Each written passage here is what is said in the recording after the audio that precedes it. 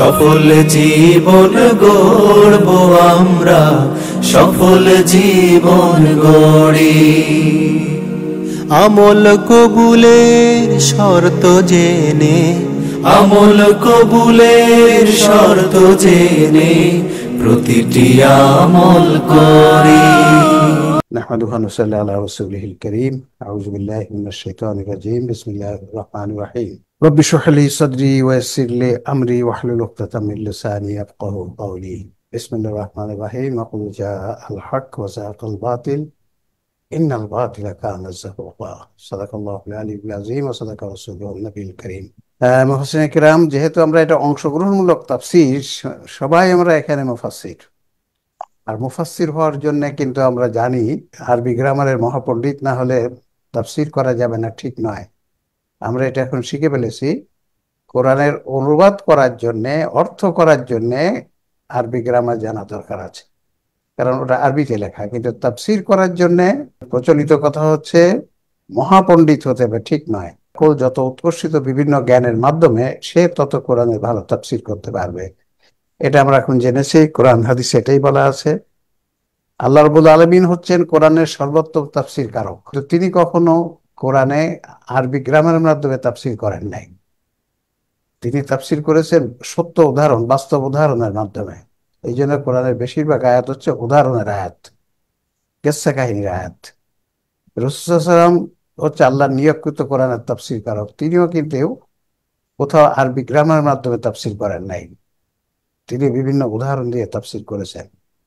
তো এখানে আমরা সবাই তাফসীর করতে পারবো ইনশাআল্লাহ। আমরা অনুবাদটা দিয়ে দিলে, জানলে, আর সবাই ওখান থেকে আমরা তাফসীর করব। আমি হয়তো মেইন কথাগুলো প্রথমে বলবো, কিছু কিছু জায়গায় আপনাদের কাছে ছেড়ে দিব, আপনারা কথা বলবেন। এভাবে ইনশাআল্লাহ এগিয়ে যাবে। আমাদের চলছিল সূরা নাহাল, মৌমাছি। আমরা একদিনই যতটুকু পারি এগোতে থাকি, এভাবে আমরা যাচ্ছি, আস্তে আস্তে আস্তে আস্তে এগিয়ে যাচ্ছি। আমরা গত অনুষ্ঠানে 60 নম্বর আয়াত পর্যন্ত আমরা তাফসীর হয়েছিল। আজকে আমরা 61 নম্বর আয়াত থেকে শুরু করবো ইনশাআল্লাহ। আমরা যাই সূরা নাহালের 60 নম্বর আয়াতে কি ছিল সেটা আমরা দেখি, তারপরে একটু রিক্যাপিচুলেট করে নেই, তারপরে আমরা 61 নম্বর আয়াত থেকে সামনে এগোবো। যে কয়টা আয়াত আমরা আজকে করতে পারি ইনশাআল্লাহ চেষ্টা করব। আমরা একটি আয়াত আগের থেকেই দেখে আসি। 60 নম্বর আয়াতে কি ছিল? আউযু বিল্লাহি মিনাশ শাইতানির রাজীম। বিসমিল্লাহির রহমানির রহিম। লিল্লাযীনা লা ইউমিনুনা বিল আখিরাতি মাসালুস সাওই। যারা আখিরাতে বিশ্বাস করে না তারা নিকৃষ্ট বিষয়ের সমতুল্য। মাসালুস সাও, নিকৃষ্ট বিষয়ের সমতুল্য। মাসাল, মাসাল মানে তুল্য বা সমতুল্য, সাও মানে নিকৃষ্ট বিষয়। ওয়ালিল্লাহি মাসলুল আলা, আর আল্লাহ সবচেয়ে উত্তম সত্তা, উত্তম বিষয় তা আল্লাহ জানে, এখানে সত্তা। ওয়াহুয়াল আজিজুল হাকিম, তিনি মহাপ্রতাপশালী ও মহাপ্রজ্ঞাময়। এটা ছিল 60 নম্বর আয়াতের আল্লাহর কথা। আমরা এখন 61 নম্বর আয়াতে কি যাই। আমরা মেইন আয়াত যেগুলো আয়াতে, সব আয়াতের তাফসীর লাগে না, সরল বক্তব্য যেগুলো বোঝা যায় সেগুলো আর ব্যাখ্যা করার দরকার নেই। আমরা যেখানে আমাদের শিক্ষা আছে, সেখানে আমাদের যেগুলো জানা দরকার সেগুলো আমরা তাফসীর করব সবাই মিলে ইনশাআল্লাহ। 61 নম্বর আয়াত। ওয়ালাউ ইউআখিযুল্লাহু নাসা বিযুলমিহিম মা তারাকা আলাইহা মিন দাব্বাহ। আল্লাহ যদি মানুষকে তাদের জুলুমের কারণে শাস্তি দিতেন, তবে ভূপৃষ্ঠের কোনো জীবজন্তুই ছাড় পেত না। গত অনুষ্ঠানে আমরা এই আয়াতটি বোধহয় কিছু দূর করেছিলাম, কিন্তু শেষ করি নাই। ওয়ালাকিন ইউআখিযুহুম ইলা আযালিম মুসাম্মা ফাইজা জাআ আজালুহুম লা ইস্তাখিরুনা সাআতান ওয়ালা ইস্তাকদিমুন। টোটাল আয়াতটা হচ্ছে এই। আমরা যদি এর অংশ অংশ করে ব্যাখ্যা করে, আল্লাহ বলছেন প্রথমে, ওয়ালাউ ইউআখিযুল্লাহু নাসা বিযুলমিহিম মা তারাকা আলাইহা মিন দাব্বাহ। আল্লাহ যদি মানুষকে তাদের জুলুমের কারণে শাস্তি দিতেন, তবে ভূপৃষ্ঠের কোনো জীবজন্তুই ছাড় পেত না।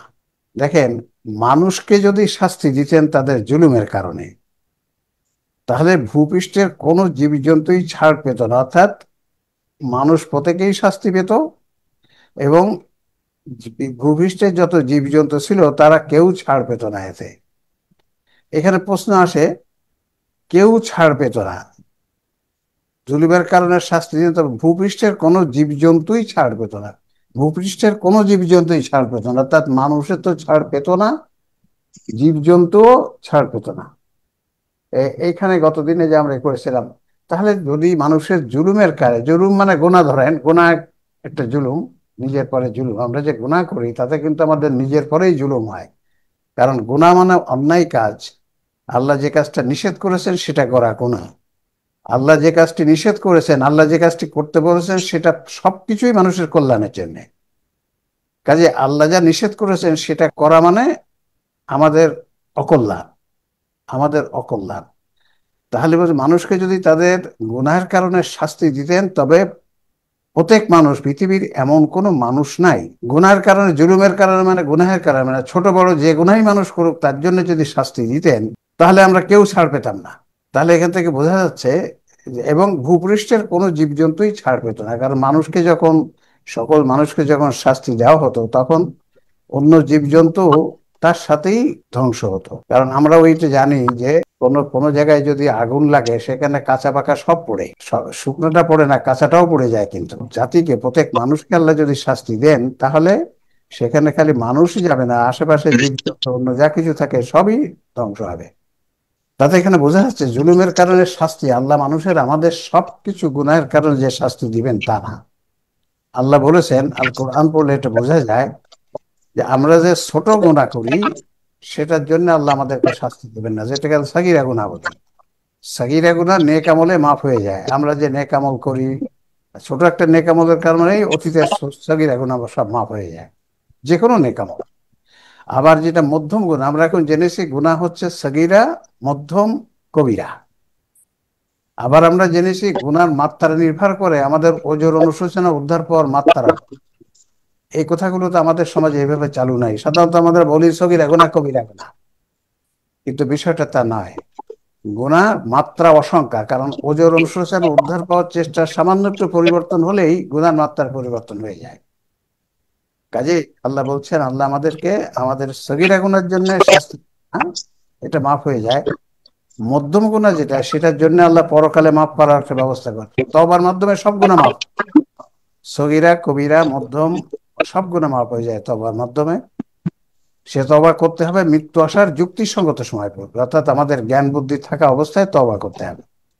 আর সগীরা গুনাহ নেক আমলে মাফ হয়ে যায়। মধ্যম গুনাহ মাফ হওয়ার জন্য যদি তওবা করে কেউ গুনাহ মাফ করে না নিয়ে যেতে পারে, তাহলে পরকালে মধ্যম গুনাহ মাফ করার জন্য আল্লাহ একটা ব্যবস্থা রেখেছে, সেটা হচ্ছে শাফাত। শাফাতের মাধ্যমে মধ্যম গুনাহ মাফ হয়ে যায়। কবিরা গুনাহ কিন্তু তওবা ছাড়া আর কোনোভাবে মাফ হবে না, কোনোভাবে মাফ হবে না। পরকালে কবিরা গুনাহ মাফ হবে না, এটা কোরআনে স্পষ্ট করে বলা আছে। আল্লাহ বলছেন, ইন তাজতানিবু কাবায়রা মা তুনহাউনা নুকাফির আনকুম সাইয়্যাতিকুম। তোমরা যদি কবিরা গুনাহ মুক্ত হয়ে আমার কাছে আসতে পারো, তোমাদের অন্য গুনাহ যদি কিছু থাকে আমি সেগুলো সব মাফ করে দেব। ইন তাজতানিবু কাবায়রা মা তুনহাউনা, যে সমস্ত কবিরা বিষয়, বড় বিষয় তোমাদেরকে আমরা নিষেধ করেছি, সেগুলো মুক্ত হয়ে আসতে পারলে আমরা সগীরা গুনাহ সব মাফ করে দেব। মধ্যম গুনাহ মাফ হওয়ার ব্যবস্থা আছে। তাই এখানে আল্লাহ বলছেন, যদি আমাদের ছোট গুনাহ, মধ্যম গুনাহ, কবিরা গুনাহ, যে কোনো জিনিসের ব্যাপারে আল্লাহ আমাদেরকে শাস্তি দিতেন, তাহলে পৃথিবীর কোনো মানুষ শাস্তির থেকে বাঁচতে পারতো না, এমনকি পৃথিবীর জীবজন্তু যা আছে তারাও বাঁচতে পারতো না। এরপরে বলছে, ওয়ালাকিন ইউআখিরুহুম ইলা আজালিম মুসাম্মা, কিন্তু তিনি এক নির্দিষ্ট হওয়ার সময়কাল পর্যন্ত তাদের অবকাশ দিয়ে থাকেন। এই যে নির্দিষ্ট হওয়া, এই নির্দিষ্ট হওয়া আল্লাহ কিভাবে নির্দিষ্ট করে আছেন, কোন সময়কাল, কতদিন পর? তিনি এক নির্দিষ্ট হওয়ার সময়কাল পর্যন্ত, ওয়ালাকিন ইউআখিরুহুম ইলা আজালিন মুসাম্মা, একটা নির্দিষ্ট হওয়ার সময়কাল পর্যন্ত তাদের অবকাশ দিয়ে থাকেন। এই কালটা নির্দিষ্ট হয়ও আল্লাহ তৈরি প্রোগ্রাম অনুযায়ী।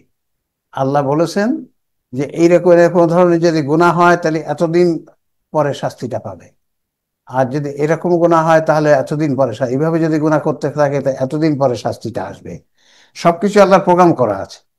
সেই প্রোগ্রাম অনুযায়ী যেটা নির্দিষ্ট সময়, ওই নির্দিষ্ট সময় এসে গেলে আর কোনো প্রলম্বিত হয় না সময়, সেদিন শাস্তি হয়ে যায়। তারপর আল্লাহ বলছেন, অতঃপর যখন তাদের সময় এসে যায় তখন তারা মুহূর্ত কাল তা বিলম্বিত করতে পারে না, আর না তারা তা এগিয়ে আনতে পারে। ফাইজা যা আজালহুম, লা ইয়াস্তাখিরুনা সাআতান ওয়া লা ইস্তাকদিমুন, মানে আল্লাহর তৈরি প্রোগ্রাম অনুযায়ী যখন শাস্তি এসে যায় তখন সেটা কেউ আর বিলম্বিত করতে পারে না। আমাদের মৃত্যুর সময় আমরা বলি যে মৃত্যুর সময় একটা নির্ধারিত আছে, তাই নয়। মৃত্যুর একটা হচ্ছে অনির্দিষ্ট সময় আর একটা হচ্ছে নির্দিষ্ট সময়। অনির্দিষ্ট সময় হচ্ছে আমাদের যে কোনো মুহূর্তে মৃত্যু হতে পারে, নির্ভর করে আমাদের মৃত্যু হওয়ার যে আল্লাহর যে প্রোগ্রাম করে রেখেছে যে এই রোগ হলে এইরকম চিকিৎসা না হলে এই সময় মারা যাবে মানুষ। তো ওইগুলো যদি আমরা প্রোগ্রামগুলো অনুযায়ী যদি চলতে পারি, আল্লাহ যে যেটা চিকিৎসার ব্যবস্থা রেখেছে, অন্য ব্যবস্থা রেখেছে, তাহলে হয়তো আমাদের হায়াত বাড়বে। কিন্তু যদি ওই প্রোগ্রাম অনুযায়ী প্রোগ্রামগুলো মিলে যায়, তাহলে আমরা যে সময় আল্লাহ নির্ধারণ করে রেখেছেন প্রোগ্রামগুলো, ওই প্রোগ্রাম অনুযায়ী মৃত্যু হবে। তাই এখানে বলছেন সময় এসে গেলে, শাস্তির সময় এসে গেলে সেটা আর কেউ তা প্রলম্বিত করতে পারে না। তাহলে এখানে প্রথম যে কথাটা খুব গুরুত্বপূর্ণ, আল্লাহ যদি মানুষকে তাদের জুলুমের কারণে শাস্তি দিতেন তবে ভূপৃষ্ঠের কোনো জীবজন্তুই ছাড় পেত না। এখানে জুলুম মানে গুনাহ। তাহলে গুনাহ হচ্ছে, আমি যে একটু আগেই বললাম, জুলুম গুনাহ করলে আমাদের নিজের পরেই ক্ষতি, নিজের পরেই জুলুম করা হলো। আমি গুনাহ করছি, ক্ষতিটা কিন্তু আমারই হচ্ছে, সমাজের ক্ষতি হচ্ছে সে গুনার কারণে। তাহলে এখান থেকে এই বোঝা যায় যে আল্লাহ আমাদেরকে অনেক ছাড় দিয়েছেন। আমাদের সব গুনাহ আল্লাহ ধরবেন না, সগীরা মধ্যম গুনাহগুলো আল্লাহ ধরবেন না, কিন্তু কবিরা গুনাহ কিন্তু ছাড় পাবে না। আর তারপরে এরকম আল্লাহ যে প্রোগ্রাম করা আছে একটা নির্দিষ্ট সময়ে, যে এইভাবে যদি চলতে থাকে, এইভাবে অন্যায় অত্যাচার চলতে থাকে, একটি সময় আসলে তা ধ্বংস হয়ে যাবে। দেখুন, এই যে গত সরকার, আওয়ামী লীগ সরকার, 15 বছর ধরে তারা যা করেছে, শেষ পর্যন্ত করতে করতে 15 বছর পরে এসে তাদের পাপ এতটা হয়ে গেল যে তারা কিভাবে উৎখাত হয়ে গেল, কিভাবে তারা উৎখাত হয়ে গেল। তো এরকমই যে আল্লাহ যখন নির্দিষ্ট সময় এসে যায় তখন আর সেখান থেকে মানুষ, এখানে আল্লাহ বলছেন ওয়ায়াজআলুনা লিল্লাহি মা ইয়াকরাহুনা ওয়া নাসিবু আলসিনাতুহুমুল কাযিবা আন্না লাহুমুল হুসনা। আর তারা যা অপছন্দ করে তাই তারা আল্লাহর প্রতি আরোপ করে, এবং তাদের জিহ্বা মিথ্যা বর্ণনা করে যে তাদেরই জন্য রয়েছে উত্তম। তাহলে এখানে কি কথা আল্লাহ বলেন, ওয়ায়াজআলুনা লিল্লাহি মা ইয়াকরাহুনা ওয়া নাসিফুল আলসিনাতুহুমুল কাযিবা আন্না লাহুমুল হুসনা ওয়া তাসিফু নাসিবা না ওয়া তাসিফু। আর যা তারা অপছন্দ করে তাই তারা আল্লাহর প্রতি আরোপ করে। যা তারা অপছন্দ করে বটে, এটা আল্লাহ, এটা আল্লাহরই, আল্লাহ এটা কোর্স দিয়েছে আল্লাহর জন্য। এটা যা তারা অপছন্দ করে, পছন্দ করে না, তা তারা আল্লাহর প্রতি আরোপ করে, এবং তাদের জিহ্বা মিথ্যা বর্ণনা করে যে তাদের জন্য রয়েছে, যে আমরা যতই যা কিছু করি আমাদের জন্য রয়েছে উত্তম প্রতিদান, আমরা যা করছি না কেন আমাদের জন্য রয়েছে উত্তম প্রতিদান। লা জারামা আন্না লাহুমুন নারা ওয়া আন্নাহুম মুফরাতুন। কোনো সন্দেহ নেই যে, লা জারামা মানে কোনো সন্দেহ নেই যে তাদের জন্য রয়েছে, আছে আগুন। আন্না লাহুমুন নারা ওয়া আন্নাহুম মুফরাতুন, এবং তারাই তাতে সর্বাগ্রে নিক্ষিপ্ত হবে। আসলে এখানে যারা কাফের বা কবিরা গুনাহগার তাদের কথাই বলছে, যে কোনো সন্দেহ নেই যে তাদের জন্য রয়েছে আগুন, তারা জাহান্নামে যাবে এবং তারাই তাতে সর্বাগ্রে নিক্ষিপ্ত হবে, প্রথমে তারাই আগুনে নিক্ষিপ্ত হবে। তাল্লাহি লাকাদ আরসালনা ইলা উমামিন মিন কাবলিকা ফাজাইয়ানা লাহুমুশ শাইতানু আমালাহুম। শপথ আল্লাহ, আমরা তোমার পূর্বেও বহু উম্মতের কাছে রসূল প্রেরণ করেছি, অতঃপর শয়তান তাদের কাজকর্মকে তাদের কাছে আকর্ষণীয় করে তুলেছে। দেখেন, এখানে আল্লাহ বলছে যে আল্লাহ নিজের শপথ, তাল্লাহ, তাল্লাহ আমরা বলি আল্লাহর কসম, আল্লাহর কসম। তো এখানে আল্লাহ নিজের নামে শপথ করছে, শপথ আল্লাহ, তাল্লাহ, আমরা তোমার পূর্বেও বহু উম্মতের কাছে রসূল প্রেরণ করেছি। তার মানে আগেও অনেক রসূল এসেছে, আগেও অনেক রসূল এসেছে। অতঃপর শয়তান তাদের কাজকর্মকে তাদের কাছে আকর্ষণীয় করে তুলেছিল। ইবলিস শয়তান যে সমস্ত গুনাহের কাজ, নিষিদ্ধ কাজ, সেগুলো করার জন্য মানুষের আকর্ষণ বাড়িয়ে দেয়। নিষিদ্ধ কাজের প্রতি আমাদের আকর্ষণ বেশি, আমাদের আকর্ষণ হয় মানুষের। তো এটা শয়তান নানা রকম ধোঁকাবাজির মাধ্যমে এই মানুষকে নিষিদ্ধ কাজের দিকে আকৃষ্ট করে। যেমন আমরা আল্লাহ প্রথমেই সেই ওই আমরা যে জীবন্তিকা, সেখানে আল্লাহ রাব্বুল আলামিন যখন আদম আলাইহিস সালামকে বললেন যে জান্নাতে যাও, সব খাও, ওয়ালা তাকরাবা হাযিহিশ শাজারাতা, ওই গাছটির ধারে কাছেও যাবে না। আল্লাহ ওই একটি গাছের ধারে যাকে সেই জন্য নিষেধ করলেন। শয়তান কি করলো? বললো যে ওই গাছের কাছের গাছ নিষেধ করেছে, জানো ওই গাছের ফল খেলে তোমরা দুইজন ফেরেশতা হয়ে যাবা, চিরকাল জান্নাতে থাকতে পারে। তাহলে এই যে একটা আকর্ষণীয় করে তুলো নিষিদ্ধ কাজটি, তো এইটাই অতঃপর শয়তান তাদের কাজকর্মকে তাদের কাছে আকর্ষণীয় করে তুলেছিল। মানুষ যে সমস্ত নিষিদ্ধ কাজগুলো, সেগুলো শয়তান নানা রকম ধোঁকাবাজির মাধ্যমে, নানা রকম বানিয়ে বলা কথার মাধ্যমে আকর্ষণীয় করে তোলে। আমাদের যে বিবেকটা আছে, আকল যেটা আছে, সেই বিবেকটা কিন্তু অন্যায় কাজ থেকে অন্যায় কাজ করতে চায় না, অন্যায় কাজ করতে চায় না। কেন আদম আলাইহিস সালাম যখন গাছের ফল খেয়ে ফেললেন, তখন সাথে সাথেই বুঝতে পারলেন যে আরে এটা তো অন্যায় হয়ে গেল।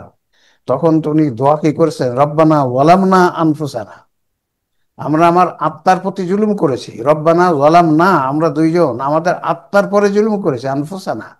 কারণ আকল বলছিল না খেও না, আল্লাহ তো ওটার ধারে কাছে যেতে নিষেধ করেছে, খেও না, খেও না, ওখানে যেও না।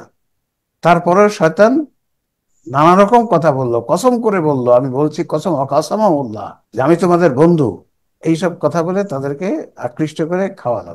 এবং আদম আলাইহিস সালাম যখন বুঝতে পারলো, বলছে দোয়াটা কি করেছে, তওবা করেছে আল্লাহর কাছে, রব্বানা যালামনা আনফুসানা। তাহলে ঠিক তাই এখানেও বলছে শয়তান আকর্ষণীয় করে তোলে, অন্যায় কাজ আকর্ষণীয় করে তোলে।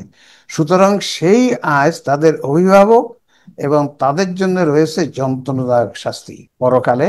যারা কাফের, মুশরিক, গুনাহগার, তাদের তো অভিভাবক শয়তান, এবং তাদের জন্য রয়েছে যন্ত্রণাদায়ক শাস্তি। দুনিয়াতেও কিন্তু সবার যে শাস্তি, যারা অন্যায় করেছে সব অন্যায়ের জন্য দুনিয়াতে শাস্তি নাও হতে পারে, আল্লাহর গজব আসে, কিন্তু সবটার ব্যাপারে তো নাও আসতে পারে। কিন্তু পরকালে তো আর সেটার থেকে কেউ রেহাই পাবে না। সেই আজ তাদের অভিভাবক এবং তাদের জন্য রয়েছে যন্ত্রণাদায়ক শাস্তি, মানে জাহান্নামের শাস্তি। 64 নম্বর আয়াত, ওমা আনজালনা আলাইকাল কিতাবা ইল্লা লিতুবাইয়িনা লাহুমুল্লাযীনা ইখতালাফু ফীহি, নিশ্চয়ই আমরা তোমার প্রতি কিতাব নাজিল করেছি, মানে আল কোরআন নাজিল করেছি, এজন্য যে তারা যে বিষয়ে মতভেদ করে তুমি তা তাদের কাছে স্পষ্ট করতে পারো। ওয়া হুদাও ওয়া রাহমাতাল লিকওমিন ইউমিনুন, আর মুমিনদের জন্য এটি পথ নির্দেশিকা ও দয়া স্বরূপ। হুদাও মানে হিদায়াতের কিতাব, ও রহমাতান, রহমাত আল্লাহ রহমত, লিকওমিন ইউমিনুন, এখানে প্রথমে যেটা হচ্ছে আল্লাহ বলছেন নিশ্চয় আমরা তোমার প্রতি কিতাব অবতীর্ণ করেছি, এজন্য যে তারা যে বিষয়ে মতবিরোধ করে তা তুমি তাদের কাছে স্পষ্ট করতে পারো। এখানে আল্লাহ বলছেন এই কিতাব কি জন্য আমি তোমার পরে নাজিল করেছি, এই কিতাব কি জন্য দিয়েছি মানব সভ্যতার জন্য, যে মানুষ যে বিষয়ে জ্ঞানের দুর্বলতার কারণে নিজেদের মধ্যে মতপার্থক্য হয়। দেখেন, মানুষের মধ্যে মতপার্থক্য হয় কি কারণে? মতপার্থক্য হয় জ্ঞানের জন্য। একজনের জ্ঞান একরকম আর একজনের অন্যরকম, ফলে মতপার্থক্য হয়। তাহলে জ্ঞানের ভিন্নতার কারণে মতপার্থক্য হয়। আর ভিন্নতা হয় যে সঠিক জ্ঞান তো একটা, আর ভুল জ্ঞান হলে বিভিন্ন রকম হয়।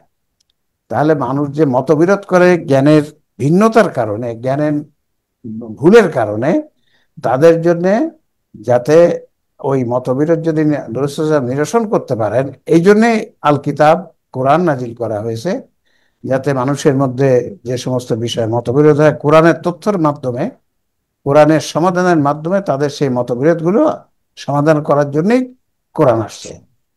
কোরআন তো একটা বৈজ্ঞানিক কিতাব, এবং এখানে মানুষের জীবনের মৌলিক যত বিষয় আছে, আল্লাহ বলছেন মা ফাররাতনা ফিল কিতাবে মিন শাই, আমি এই কিতাবে কোনো কিছু বর্ণনা করতে বাদ দেইনি, মানে মৌলিক যত বিষয় আছে সব কোরআনে আছে। তাহলে মানুষের যত মতবিরোধ আছে, যত জায়গায় আছে, আমরা যদি কোরআনের মাধ্যমে চেষ্টা করি তাহলে সেটা সমাধান করা সম্ভব। রাসূলুল্লাহ সাল্লাল্লাহু আলাইহি ওয়াসাল্লাম বলছে তুমি তাই করো, তুমি যত মতবিরোধ আছে সব এই কোরআনের মাধ্যমে, কোরআনের জ্ঞানের মাধ্যমে ওগুলোর সমাধান করো। আর মুমিনদের জন্য এটি তো পথ নির্দেশিকা, দোয়া, এটা একটা পথ নির্দেশিকা। ইয়েস, আল কোরআন হচ্ছে একটা হেদায়েতের কিতাব। হেদায়েত মানে পথ নির্দেশক। আমাদের জীবন কিভাবে চলবে, জীবনের কোন বিষয়টা কিভাবে করতে হবে, সে ব্যাপারে কোরআন আমাদেরকে পথ নির্দেশ করে, যে এইভাবে এই প্রতিটা কাজ করতে হয়। আমাদের জীবনের যত দিক আছে সব দিক সম্বন্ধে কোরআনে বক্তব্য আছে, সব দিক সম্পর্কে। আহ, এবং দয়া স্বরূপ। আর মুমিনের জন্য একটি একটি জন্য একটি পথ নির্দেশিকা। কোরআন আল্লাহর কিতাব মুমিনের জন্য একটি পথ নির্দেশিকা এবং এটা একটা দয়া স্বরূপ। এই আল কিতাব যে মানুষের জন্য দয়া, এই কথাটার ব্যাখ্যা কি হতে পারে? আমরা এই কথাটার ব্যাখ্যা কি বলবো? আপনারা যদি একটু বলেন যে আল কোরআনকে বলা হচ্ছে যে এটা পথ নির্দেশিকা, এটা ঠিক আছে, পথ নির্দেশিকা বোঝা যায় যে আমাদের জীবনের বিভিন্ন দিকের পথ নির্দেশ দিচ্ছে, কিন্তু এটা যে দয়া, আল কোরআন একটা দয়া মানুষের জন্য, মানব সভ্যতার জন্য, এটা হুদাল্লিন নাস, এটা অন্য জায়গায় বলা আছে, কিন্তু এটা যে রহমত, এই কোরআন আল্লাহর কিতাব যে মানুষের জন্য রহমত, এই কথাটার ব্যাখ্যা কি? এখান থেকে আল্লাহ রহমত কেন বললেন? মাওলানা আব্দুল মান্নান সাহেব, এটাকে রহমত কেন বলা হয়েছে? স্যার, এটা রহমত এই জন্য, হ্যাঁ, যদি আল্লাহ এই কোরআনটা না দিতেন তাহলে এই রুহে আপনার আল্লাহর তার নিজস্ব অফিসে যে আমাদেরকে যে ভিত্তি জ্ঞান দিলেন, ওই জ্ঞানের ভিত্তিতেই আমাদেরকে সঠিক পথ বেছে নেওয়া আমাদের জন্য জরুরি ছিল। তারপরে যখন এই কোরআনটা দিলেন, এটা আমাদের একটা বিশেষ দয়া। জি, জি স্যার, আসসালামু কি আলাইকুম। জানতে, জি বলুন। হ্যাঁ, স্যার, যেটা হলো যে আমাদের দুনিয়ার জীবনকে সুখী, সমৃদ্ধি, প্রগতিশীল ভাবে পরিচালিত করে জি, আখিরাতে মুক্তি পাওয়ার যে একমাত্র পথ, জি, এই কোরআনের হার্ড কপির মধ্যে স্যার আল্লাহ তাআলা সবকিছু আমাদেরকে বিধিবিধান গুলো জানিয়ে দিয়েছেন। তাহলে হ্যাঁ। অবশ্যই এটা আমাদের জন্য একটা দয়া। আচ্ছা, আচ্ছা। জি, আলহামদুলিল্লাহ, দুইজনই বলেছেন, সুন্দর বলেছেন যে আমাদেরকে যদি আল্লাহ বলে দিতেন যে তোমরা তোমাদের জীবনের চলার পথ নিজেরা বের করে নাও, বের করে হুম, নিয়ে সেভাবেই চলো, তাহলে আসলে মানুষের জীবনে দারুণ অশান্তি হতো। বিভ্রান্ত হয়ে যেত মানুষ, কোন পথ বিভ্রান্ত নিবে হয়ে কোন যেত, পথ ছাড়বে, বিভ্রান্ত হয়ে যেত। বিভ্রান্ত হয়ে ভুল পথেই চলতো, ভুল পথে যেয়ে তাদের শেষ হয়ে যেত। আর যারা দেখেন এই পৃথিবীতে আল্লাহর কিতাব অনুযায়ী চলছে না, তাদের ওখানে কিন্তু অনেক কঠিন কঠিন রোগ ব্যাধি হচ্ছে, মানব সভ্যতা ধ্বংস হয়ে যাবে একদিন। এরকম যে যদি আল্লাহ বলতো তোমরা নিজেদের আকল দিয়ে বের করে নাও সবকিছু এবং সেই অনুযায়ী চলো, তাহলে কিন্তু মানব সভ্যতার আসলে ভীষণ অসুবিধা হতো, ভীষণ বিপদই হতো আমাদের জীবন পরিচালনা। এই জন্য আল্লাহ প্রথম মানুষটিকে নবী করে পাঠিয়েছেন, তাকে স্যার, জ্ঞান দিয়ে পাঠিয়েছেন। এ ব্যাপারে আমাদের ইমাম আবু হানিফা রাহমাতুল্লাহ আলাইহির একটা সুন্দর একটা কওল আছে জি, এই বিষয়টার উপরে। তিনি বলছেন, লাউলাম ইয়াবআসিল্লাহু তাআলা রাসূলান লাওয়াজাবাত আলাল উকালা'i মা'রিফাতুহু। রাইট, যদি আল্লাহ আমাদের মধ্যে রাসূল না পাঠাতেন, তাহলে আমরা আকলের ভিত্তিতে মহান আল্লাহকে চিনা নেওয়া আমাদের জন্য ফরজ হয়ে যেত, ওয়াজিব হয়ে যেত। রাইট, এটা ঠিক। করে আল্লাহ পাক আমাদের প্রতি দয়া করেছেন। তাহলে এই যে আল্লাহর কিতাব দিয়েছেন আল্লাহ, তার শেষ সংস্করণ তো আল কোরআন, তাহলে এটা আসলে মানব সভ্যতার জন্য একটি রহমত, দয়া। আল্লাহ এটা না দিলে মানব সভ্যতার জন্য ভীষণ অসুবিধা হতো, তাদের জীবন সঠিকভাবে পরিচালনা করা, শান্তি, এই দুনিয়ায় তো শান্তি পেত না, আর পরকালে তো পেতই না। কাজেই এইটা আল্লাহ, সেই জন্য এখানে আল্লাহ বলছেন যে এটা রহমত স্বরূপ। তাহলে আল্লাহর কিতাব মানুষের জন্য রহমত স্বরূপ। হ্যাঁ, ওয়াহুদাও ওয়া রহমাতা, রহমত, রহমত। এরপরে যদি আমরা 65 নম্বর আয়াতে যাই, আল্লাহ রাব্বুল আলামিন সেখানে বলেছেন, আল্লাহু আনজালা মিনাস সামাই মাআন ফাআহইয়া বিহিল আরদা বা'দা মাউতিহা। আল্লাহ আকাশ থেকে পানি বর্ষণ করেন এবং এ দিয়ে তিনি মৃতভূমিকে পুনরুজ্জীবিত করেন। ইন্না ফি যালিকা লাআয়াতান লিকাওমিন ইয়াসমাউন। নিশ্চয়ই এতে, অবশ্যই, ইন্না ফি যালিকা লাআয়াত, ইন্না মানে নিশ্চয়ই, আবার লা দুটো তাকিদ, তাই নিশ্চয়ই, অবশ্যই, নিশ্চয়ই এতে অবশ্যই যে সম্প্রদায় শোনে তাদের জন্য বহু নিদর্শন রয়েছে। তারা দেখেন, এখানে প্রথমে বলছে আল্লাহ আকাশ থেকে পানি বর্ষণ করেন এবং এর তিনি মৃত ভূমিকে পুনর্জীবিত করেন। এই যে মৃত ভূমিকে পুনর্জীবিত করেন, এ কথাটার অর্থ কি হবে? এ কথাটা কি, আল্লাহ কি পানি দিয়ে মৃত ভূমিকে সবসময় তাৎক্ষণিকভাবে? তাৎক্ষণিকভাবে না, এটা হচ্ছে অতাৎক্ষণিকভাবে। যত জায়গায় আল্লাহ করেন, ইচ্ছা, আমার ইচ্ছা, এই সব জায়গায়, অধিকাংশ জায়গায় অতাৎক্ষণিক। অর্থাৎ আকাশ থেকে পানি বর্ষণ করেন, এই যে পানি যে বর্ষিত হয় সেটাকে আল্লাহ তাৎক্ষণিকভাবে বর্ষণ করছেন তা না। পানি পানি বৃষ্টি হওয়ার যে আল্লাহর নীতি আছে, প্রোগ্রাম আছে, নীতিমালা আছে, বৈজ্ঞানিক নীতিমালা আল্লাহ করে রেখেছেন, সেই নীতিমালা অনুযায়ী বৃষ্টি হয়। আল্লাহ সেই প্রোগ্রাম অনুযায়ী বৃষ্টি হয় এবং এ দিয়ে তিনি মৃতভূমিকে পুনর্জীবিত করেন। যখন শুকনার মৌসুমে মরুভূমি, ওই সময় মরুভূমির সময় তো কোনো গাছপালা থাকে না, যখন বৃষ্টি হয় তখন ওখান থেকে আবার তৃণলতা, গাছ এগুলো বের হয়। তাহলে এই যে মৃতভূমিকে পুনর্জীবিত করেন, মানে মৃতভূমি আবার পুনর্জীবিত হয় এই বৃষ্টির পানির মাধ্যমে। তার তৈরি যে প্রোগ্রাম, সেই প্রোগ্রাম অনুযায়ী এগুলো পুনর্জীবিত হয়। তাহলে এই জায়গায় সব জায়গায় অতাৎক্ষণিকভাবে আল্লাহ আকাশ থেকে পানি বর্ষণ করেন এবং এ দিয়ে অতাৎক্ষণিকভাবে তিনি মৃতভূমিকে পুনর্জীবিত করেন। আমরা এই সব জায়গায় এই অতাৎক্ষণিক কথাটা নিয়ে আসছি। এটা আমাদের তাফসিরে খালি আছে, অন্যতে নাই। তো এখানে আমি জাস্ট ওইটা আগে করার জন্য এইভাবে অতাৎক্ষণিকটা দিই। নিশ্চয়ই এতে অবশ্যই যে সম্প্রদায় শোনে তাদের জন্য বহু নিদর্শন রয়েছে।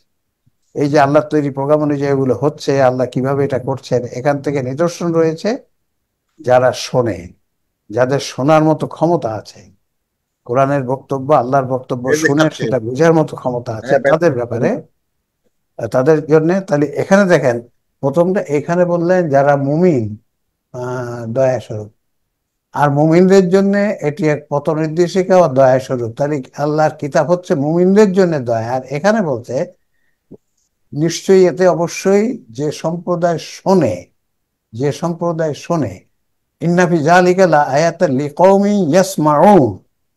তাহলে যে সম্প্রদায় শোনে, এই কথাটার ব্যাখ্যা কি হবে?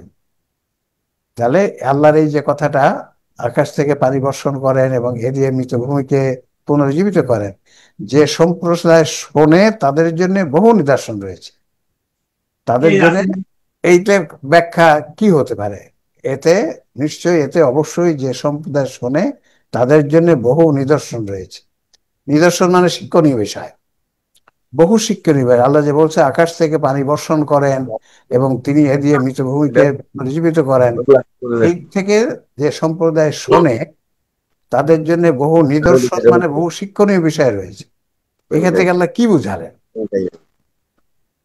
আমরা যদি আপনারা কেউ বলেন যে সম্প্রদায় শোনে তাদের কাছে জন্য বহু নিদর্শন রয়েছে, যে আকাশ থেকে পানি বর্ষণ করেন এবং সেখান থেকে যে উৎপাদন হয়, যে সমস্ত জিনিস হয়, সেখান থেকে বহু নিদর্শন রয়েছে। এখান থেকে কি বুঝালেন?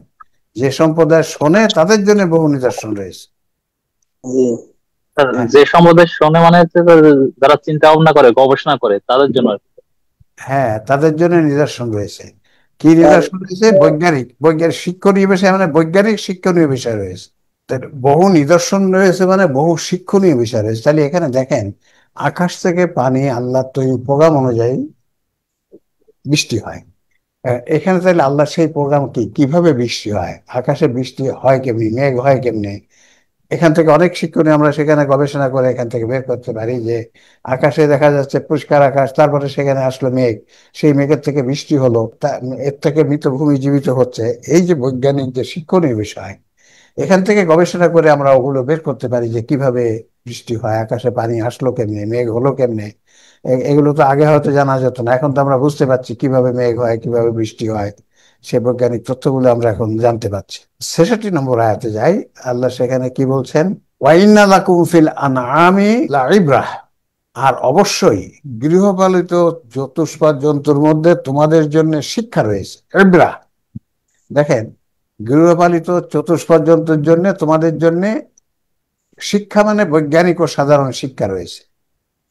তারপরে বলছে নুসকিকুম মিম্মা ফি বুতুনিহি মিন বাইনি ফারসিন ওয়া দাম্মিন লাবানাও খালিসান সাইগান লিশারিবিন।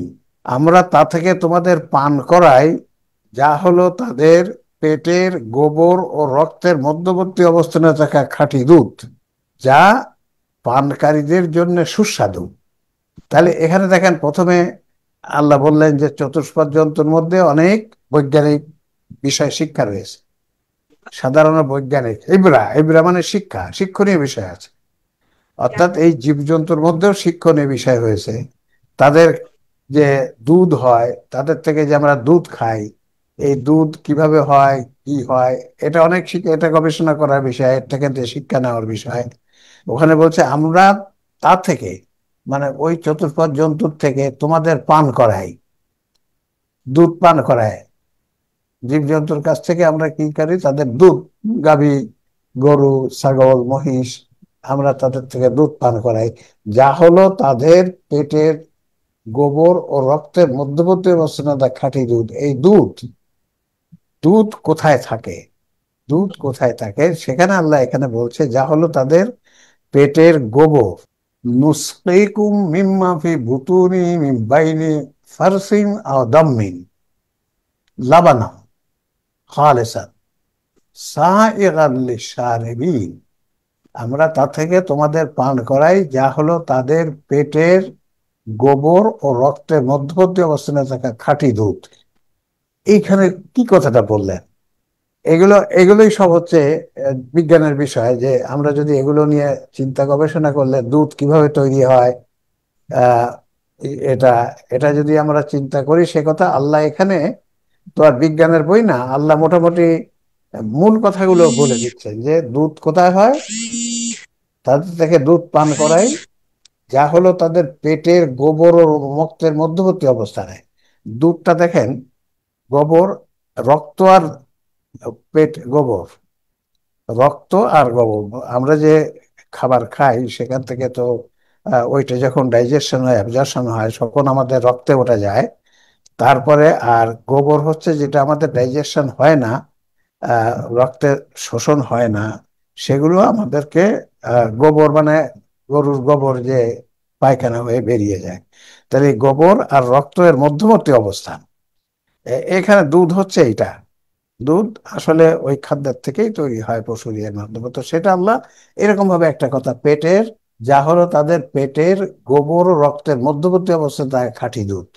দুধ হচ্ছে গোবর আর রক্তের মধ্যবর্তী অবস্থান, অর্থাৎ এটা এই দুধটা কোনো ওদের কোনো গোবরও না, মানে যেটা হচ্ছে গোবর, গোবর হচ্ছে বা আমরা যে স্টুল, এটা হচ্ছে যেটা হজম, পেটে খাওয়ার পরে শোষণ হওয়ার পরে যেটা থেকে যায়, যেটা আমাদের শরীরের কোনো কাজে লাগে না, সেটা সেটা এবং রক্ত এর মধ্যবর্তী অবস্থান। এটা দুধ, এটা রক্তও না, আবার এটা গোবরও না, এর মধ্যবর্তী অবস্থানে থাকা খাঁটি দুধ, এটা দুধ।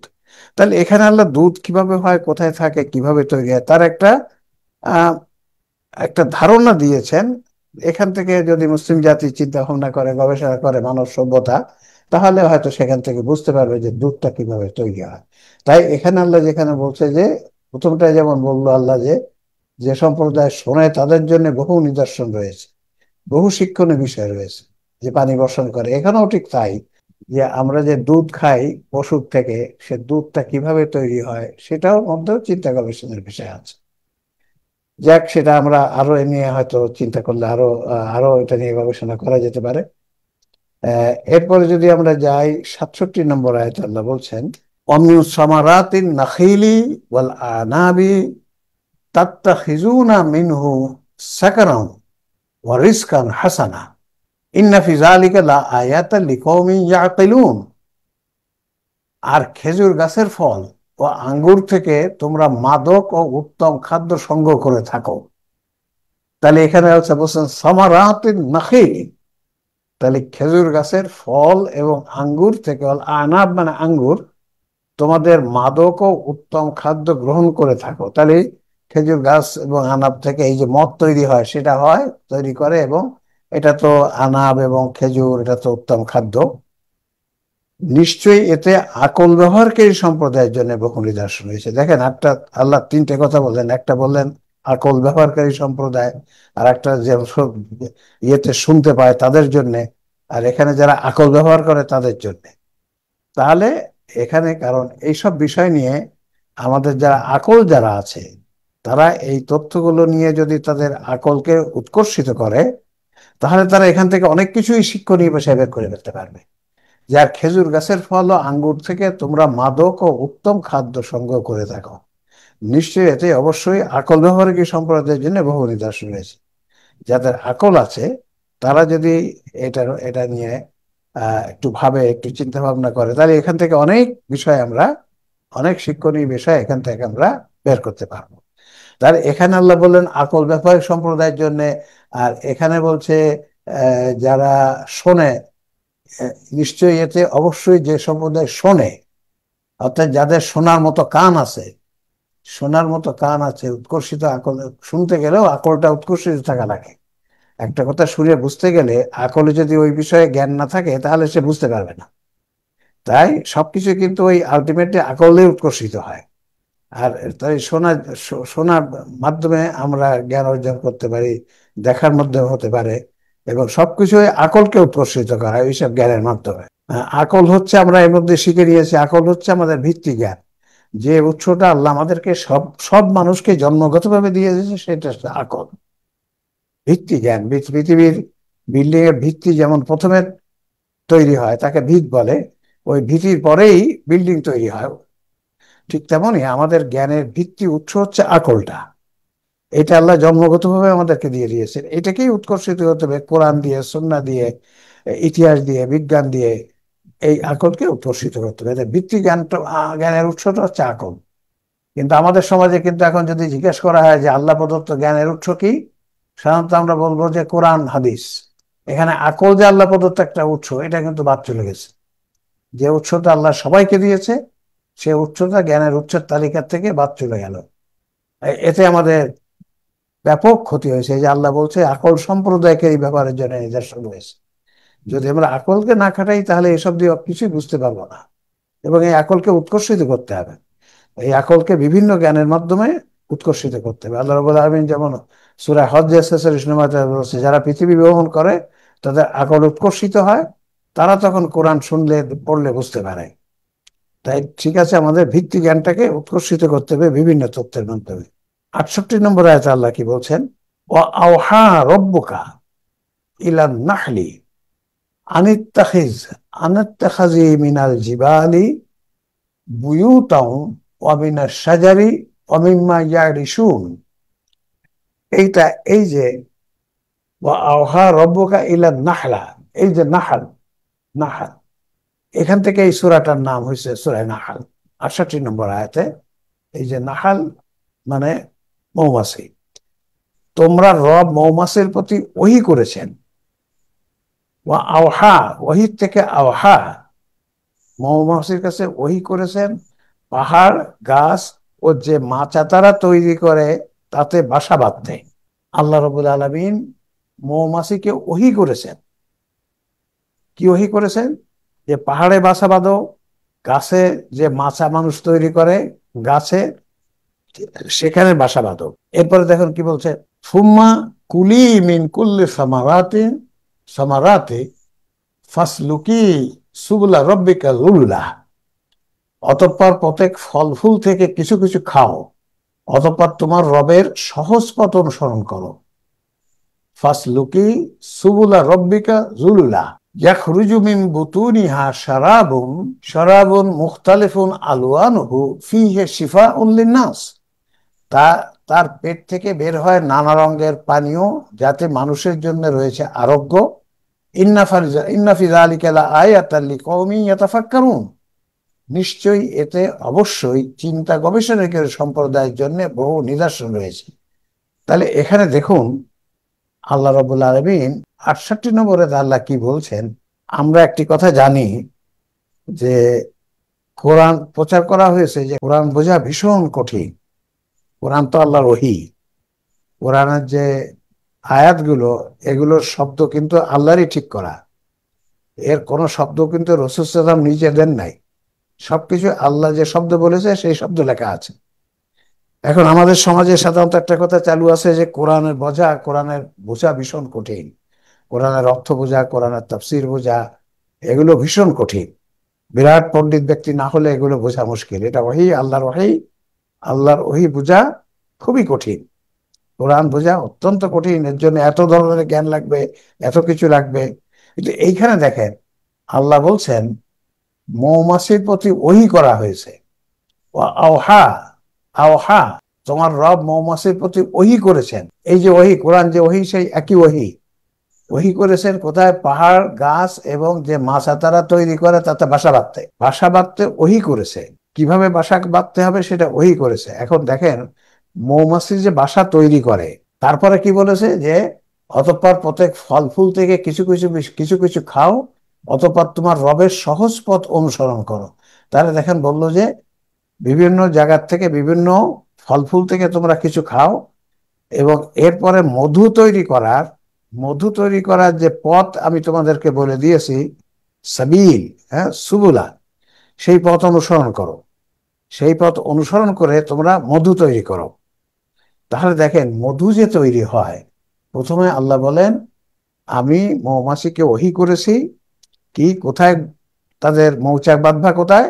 পাহাড়ে, গাছে, মানুষের তৈরি করা মাচা, এখানে তোমরা তোমাদের মৌচাক বাঁধবা। এরপরে বিভিন্ন জায়গার থেকে, বিভিন্ন ফল ফুল থেকে তোমরা রস নিয়ে নিয়ে আসবা, এসে তারপরে মধু তৈরি করবা এবং ওখানে মধু জমা করে রাখবা। তারপরে সে মধুর কি করলাম সেটা পরে বলছে, এটা আমরা পরে বলবো। কিন্তু এইটুকু যদি আমরা একটু দেখি, আল্লাহ রাব্বুল আলামিন বলছেন যে মৌমাছির প্রতি ওহী করেছেন তিনি। এই ওহী কথাটা কোরআনও একটা ওহী। তো মৌমাছি আল্লাহ সেই ওহী, আল্লাহ যে মেসেজ তাদের কাছে পাঠায়, তাদের ব্রেনে খুদে বার্তা পাঠায়, সেই ওহী বুঝে বুঝে তাদেরকে, সেটা তারা তো অন্য কোনো ক্লাসে যায়নি, কোনো ইউনিভার্সিটিতে পড়ে নাই। আল্লাহর ওই ওহী তারা বুঝতে পেরে কিভাবে তারা মৌচাক তৈরি করে, কিভাবে মধু বানাতে হয়, মধু তৈরি করতে হয়, সেগুলো তো সে কিভাবে শিখলো, তাদের কে শিখালো এটা? ওখানে তো তাদের কোনো ক্লাসও হয় না, কিছু হয় না। তাদেরকে কে শেখালো? তারা আল্লাহর ওহী বুঝতে পেরে সেই ওহী অনুযায়ী তারা গাছ, আল্লাহ যেখানে মৌচাক তৈরি করতে বলেছে, যেভাবে তৈরি করতে বলেছে, ঠিক সেভাবে তারা তৈরি করছে। এবং সেটা কত সূক্ষ্ম বিষয়। আমাদেরকে যদি মৌচাক তৈরি করতে বলা হয়, আমরা ওইরকম মৌচাক আমাদের এই ব্রেন দিয়েও করতে পারবো না। তাহলে আল্লাহর ওহী বোঝা আসলে সহজ। মৌমাছিরা যখন বুঝছে, মৌমাছিদের যতটুকু আল্লাহ ব্রেন দিয়েছে, তাদের তো ব্রেন আছে, মগজ আছে, কিন্তু সেই মগজের যে শক্তি, সেই ব্রেনের যে শক্তি, সেই শক্তি দিয়ে তারা যতটুকু বুঝে, তারা আল্লাহর ওহী বুঝতে পারে। আল্লাহর ওহী, কঠিন ওহী বুঝে তারা মৌচাক বানাচ্ছে, মধু বানাচ্ছে। তো আমরা কেন আল্লাহর ওহী, মানব সভ্যতা কেন আল্লাহর ওহী বুঝতে পারবে না? সেই একই তো ওহী, আল্লাহ মানব সভ্যতার কাছে ওহী করছে। এবং আল্লাহ তো আমাদেরকে যে ব্রেন দিয়েছে, আকল দিয়েছে, সেই ব্রেন তো এই মৌমাছির ব্রেনের থেকে তো অনেক উন্নত, অনেক উন্নত। সেই উন্নত ব্রেন দিয়ে আমরা আল্লাহর ওহী বুঝতে পারবো না কেন?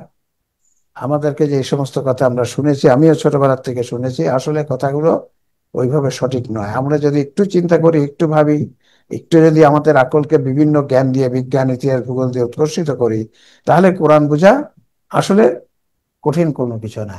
আপনি এইখানে এই কথাটা নিয়ে আপনারা যদি কেউ একটু বলেন, আমরা এইটুকুই 68 নম্বর আয়াত দিয়ে আজকে শেষ করি, যে আল্লাহ মৌমাছির প্রতি ওহী করেছে, ওহী। তাহলে মৌমাছি যদি আল্লাহর ওহী বুঝতে পেরে, আল্লাহ যে খুদে বার্তা তাদের কাছে পাঠায়, আমরা ওহীর একটা অর্থ দিয়েছি খুদে বার্তা। আল্লাহ তো আমাদের কাছে খুদে বার্তা পাঠায়, আল্লাহ আমাদের সাথে কথা বলে, এটাও আছে, সেটা আমরা যথাযথ জায়গায় বলবো। তাহলে মৌমাছি যদি আল্লাহর ওহী বুঝতে পেরে থাকে, তাহলে আমরা কি কোরআনের ওহী, আল্লাহর ওহী বুঝতে পারবো না? কোরআন বুঝতে পারবো না? আমাদের যে ব্রেন আল্লাহ দিয়েছে তা দিয়ে বুঝতে পারবো না? আমরা কিছু চিন্তা করলে বুঝতে পারবো না? কাজেই যে কথা আমরা শুনেছি যে কোরআন বোঝা অত্যন্ত কঠিন, এত এত জ্ঞান না থাকলে, এত এত গ্রামার না থাকলে কোরআন বোঝা যাবে না, আল্লাহর ওহী বোঝা যাবে না, এই কথাটা আসলে যথার্থ নয়। এখানে আল্লাহ সরাসরি বলছে মৌমাছিকে ওহী করি, মৌমাছি সে ওহী অনুযায়ী মৌচাক তৈরি করে, সেই ওহী অনুযায়ী মধু তৈরি করে, বিভিন্ন ফল ফুল থেকে তারা মধুর রসদ নিয়ে আসে, নিয়ে এসে মধু তৈরি করে। আপনারা কি বলবেন? এখানে মৌমাছিকে ওহী করার থেকে, মৌমাছি যখন আল্লাহর ওহী বুঝতে পারে, তখন আমরা কি কোরআন আল্লাহর ওহী এটাকে বুঝতে আমরা পারবো না? আমাদের জন্য বোঝা কি সেটা অত্যন্ত কঠিন? না স্যার, অনেক সহজ। হ্যাঁ, এটা যে অনেক সহজ, এই জন্য আল্লাহ এই উদাহরণটা দিয়েছেন যে মৌমাছি যদি বুঝতে পারে, তোমরা কোনো পারবে না। এটা আমাদের উদাহরণ দেওয়া হয়েছে। এবং এই কথাটা আল্লাহ কোরআনে নিজেই বলছে, ওয়ালাকাদ ইয়াসসারনাল কোরআন আল যিকর, আমি জি কোরআনকে অত্যন্ত সহজ করেছি। কিন্তু এই কথা আমাদের সমাজে কিভাবে চালু হলো, যেটা অত্যন্ত কঠিন, অত্যন্ত কঠিন। এই কথা বলে এটা কোনো কোনো ব্যক্তির পরে ই করে দিয়েছে যে না, অন্যরা যা বলেন তার বাইরে আর বলা যাবে না। ঠিক না, কোরআন বুঝতে পারার জন্য ক্ষমতা আল্লাহ সব মানুষকে দিয়েছে। স্যার, এখানে আরেকটা কথা বলা যায় যে মৌমাছির প্রতি ওহী করেছেন, এখানে কিন্তু জিবরাইল ফেরেশতা আসে নাই। যেমন মুসার মায়ের কাছে ওহী করা হয়েছে, কোরআনে বলা আছে তেমনি মৌমাছির প্রতি ওহী করা হয়েছে, ওখানে জিবরাইল ফেরেশতা আসে নাই, বরং তাদের অন্তঃকরণের মধ্যে আল্লাহ পাক ভাবের সৃষ্টি করে দিয়েছেন, ভাবের উদ্রেক করে দিয়েছেন যে এই প্রসেসে আমাদের এগোতে হবে। এটাকে ওহী বলা হয়েছে। ইয়েস, ওহি, এই যে ওহি দেখেন, ওহি একটা হচ্ছে মাতলু আর একটা গায়ের মাতলু। ওহি মাতলুটা হচ্ছে আল্লাহর কিতাব, যেটা এটা নবী রসুলদের কাছে খালি পাঠানো হয়েছে। আর গায়ের মাতলু যেটা, সেটা হচ্ছে SMS। এখন যেটা SMS হয়, আল্লাহর কাছ থেকে SMS আসে আমাদের ব্রেনে, সেখান থেকে আমরা আমরা অনেক সময় বিভিন্ন বিষয় নিয়ে চিন্তা করি, ভাবনা করি, তারপর একটা সিদ্ধান্তে আসি। এগুলো সব আল্লাহর কাছ থেকে SMS যেগুলো আসে সেখান থেকে বিশ্লেষণ করে আমরা এগুলো করি। তাহলে এই ওহী কিন্তু দুই ধরনের, একটা হচ্ছে মাতলু আর গায়ের মাতলু। তো আমাদের আব্দুল্লাহ সাহেব যেটা বললেন, মৌমাছিকে তো আল্লাহ জিবরাইল পাঠায়নি, তাহলে ওখান থেকে মৌমাছির কাছে ওহী আবার পৌঁছায়। স্যার মৌমাছিকে বিভ্রান্ত করার জন্য শয়তানও লাগায় দেয় না, মানুষের বিভ্রান্ত করার জন্য তো আবার শয়তান লাগিয়েছে। হ্যাঁ, ঠিক আছে, সেটাও যার কারণে মানুষ বিভ্রান্ত হয়ে গেছে, বুঝছে স্যার, ওই যে মানুষ বুঝে না তা না, বুঝে, কিন্তু ওই যে শয়তানের চক্রান্তের কারণে তারা বিভ্রান্ত হয়ে যায়। জি, এটা ঠিক আছে। কিন্তু ওরা সে ওই বুঝতে পারছে আল্লাহর কাছে, যে আল্লাহর কাছ থেকে যে খুদে বার্তা আসে, কিভাবে কোত্থেকে মধু আটকাবে। মানুষের জ্ঞান তো আরো বেশি শক্তিশালী, মানুষের আকল তো বেশি শক্তিশালী, পাওয়ারফুল, তাহলে মানুষ তো অবশ্যই বুঝে স্যার, কিন্তু ওই যে শয়তানের কারণে বিভ্রান্ত হয়ে যায়, দিক বিদিক পথভ্রষ্ট হয়ে যায় স্যার। আচ্ছা, তো ঠিক আছে, আলহামদুলিল্লাহ, আমরা আজকে এই পর্যন্তই শেষ করতে চাই। ইনশাআল্লাহ আগামী সোমবার আমাদের তো ফেলোশিপ প্রোগ্রাম হবে, তারপরের সোমবার রাত 9টায় আবার এই সাবজেক্ট হবে। আমরা আর এখন আর সময় না নেই। তো আমরা যারা কষ্ট করে আসছি, আল্লাহ আমাদেরকে তৌফিক দিন যেন আমরা কোরআনটাই তাফসীর করে শুনতে পারি, বুঝতে পারি, জানতে পারি। তারপর আবার হয়তো আমরা করবো। তো আপনাদের সবাইকে ধন্যবাদ জানিয়ে, অন্তর থেকে দোয়া জানিয়ে, আপনাদের কাছ থেকে দোয়া আছে, এবং রব্বুল আলামিন যিনি আমাদেরকে তৌফিক দিয়েছেন এই কাজটি করার জন্য, তার থেকে আল্লাহ যেন আমাদেরকে এই কাজ করার আরো সাহায্য করেন, এবং আমরা যেন এটা সুন্দরভাবে আরো করতে পারি, এই তৌফিক দেন। আল্লাহর কাছে এই দোয়া রেখে আমরা আজকে শেষ করছি। আখির দাওয়ানা আলহামদুলিল্লাহি রাব্বিল আলামিন। আসসালামু আলাইকুম ওয়া রাহমাতুল্লাহ।